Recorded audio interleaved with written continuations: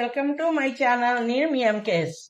ఈరోజు నేను మీకు ఎంతో టేస్టీగా ఉండే పచ్చిశనగపప్పు క్యాబేజీతో వడలు చేసి చూపిస్తానండి. దానికి కావాల్సిన పదార్థాలు స్క్రీన్ మీద పెట్టాను. ముందుగా క్యాబేజీ ఒక 100 గ్రాముల క్యాబేజీ ముక్కని కట్ చేసుకోవాలి. అది చక్కగా ఇలా మనం ఆనియన్స్ ఎలా కట్ చేసుకుంటాం అలా పొడవుగా ఇలా కట్ చేసుకోవాలండి. అట్లా అయితేనే వడలు వేసుకునేప్పుడు చాలా టేస్టీగా, అందంగా కూడా, రుచిగా కూడా ఉంటాయి. మనకి ఇలా కట్ చేసుకోండి. అందులోకి 4 ఎండుమిర్చి, 4 పచ్చిమిర్చి, కొంచెం అల్లం, 1 స్పూన్ జీలకర్ర. ఇవేమో పచ్చెనగపప్పు, పెసరపప్పు, 2 టేబుల్ స్పూన్స్ కందిపప్పు. మొత్తం 3 గంటల ముందు నానబెట్టుకున్నానండి నేను. ఇవన్నీ శుభ్రంగా కడిగి జాలిగట్టెలో వేసుకున్నాను. ఇవన్నీ వాటర్ అంతా శుభ్రంగా నాకు పోయింది. ఇప్పుడు నేను ఇది మిక్సీ పట్టుకుంటాను. 3 కలిపి కలుపుకున్నాక ఈ 3 కూడా ఈ మిక్సీ జార్లో వేసి మనం మిక్సీ పట్టుకోవాలి. ఇప్పుడు ఇందులో ఎండుమిర్చి, పచ్చిమిర్చి, అల్లం ఇవి మిక్సీ పట్టుకోవాలండి. వీటితో పాటు ఇవి కూడా వేసి మిక్సీ పట్టుకోవాలి. మన గారె పిండి లాగా పట్టుకొని వస్తాను. ఇదిగోండి నేను మిక్సీ పట్టుకున్నానండి గారె పిండి లాగా. కొంచెం మనం ఇది బరకగానే పట్టుకోవాలి, మరి మెత్తగా పట్టుకోకూడదు. వడలంటే మీకు తెలుసు కదా, అలా కొంచెం బరక ఉంటేనే దానికి బాగుంటాయండి. ఇందులో టేస్టీనిచ్చేది ఎండుమిర్చి, జీలకర్ర, తగినంత ఉప్పు కూడా యాడ్ చేసుకుంటున్నాను నేను. ఇప్పుడు జీలకర్ర వేసుకున్నాం 1 టేబుల్ స్పూను. ఈ పప్పులు కొంచెం ఆ పంటి కింద అప్పుడప్పుడు తగిలితే బాగుంటాయని ఇలా నేను ఈ పప్పులు కూడా ఉంచుకొని యాడ్ చేసుకుంటున్నానండి. దీంట్లోకి తగినంత సాల్ట్, అంటే 1 స్పూన్ సాల్ట్ తీసుకున్నాను నేను. ఇవన్నీ మొత్తం ఇందులో వేసేసుకున్న తర్వాత ఇక ఈ క్యాబేజీ ఉంది కదా, తరిగి ఉంచుకున్న క్యాబేజీని కూడా ఇప్పుడు మనం ఇందులో ఆనియన్స్ అనేది వేయకూడదండి. ఈ క్యాబేజీతోనే ఈ పిండి మొత్తం కలిపేసుకోవాలి చక్కగా ఇలా వడలకి.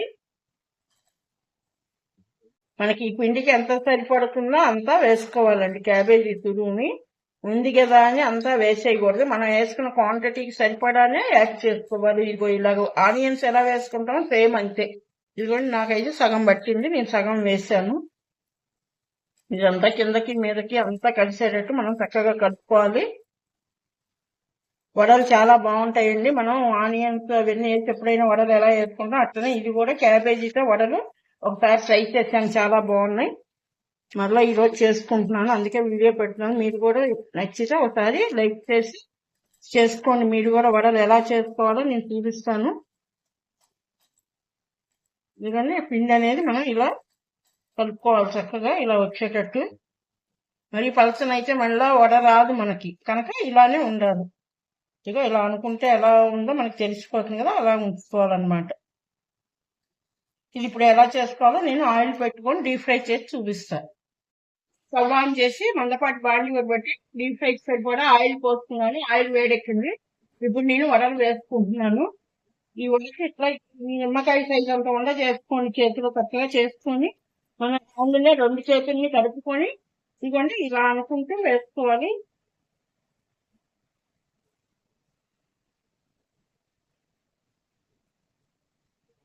మరి పలచగా చేసుకున్న వడ అనేది బాగుండదండి. కొంచెం ఈ మాత్రం చేసుకోవాలి. ఒక్కరోజు ఇట్లా వచ్చేసిన చక్క బిళ్ళల్లాగా ఆయిల్లో ఇలా ఉడుకోవాలి.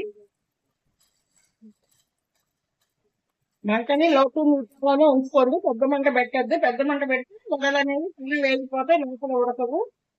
చక్కగా మనకి ఇలా వేయి సన్నగా సిమ్లో పెట్టుకొని వేయించుకోవాలి. వడలన్నీ అలాగా గోల్డెన్ కలర్ గా వేయించుకోవాలి.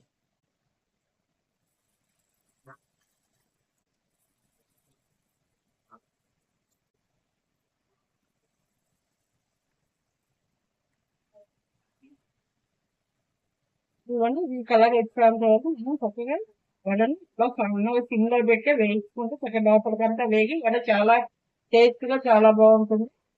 ఇందులో ఆనియన్స్ అనేది వేయి చూసారు, నేను స్టీమ్ చూపించినప్పుడు మీరు కూడా ఒకసారి ట్రై చేయండి. పిల్లలు అప్పుడప్పుడు అడుగుతారు కదా స్నాక్స్ కావాలని ఈవినింగ్ టైంలో క్యాబేజీ తినకపోయినా ఒకసారి వాళ్ళకి క్యాబేజీ పెట్టాలన్నా ఇలా మనం ట్రై చేసుకుంటే చాలా రుచిగా ఉంటాయి. నాకు క్యాబేజీ వడలు రెడీ అయిపోయినాయి.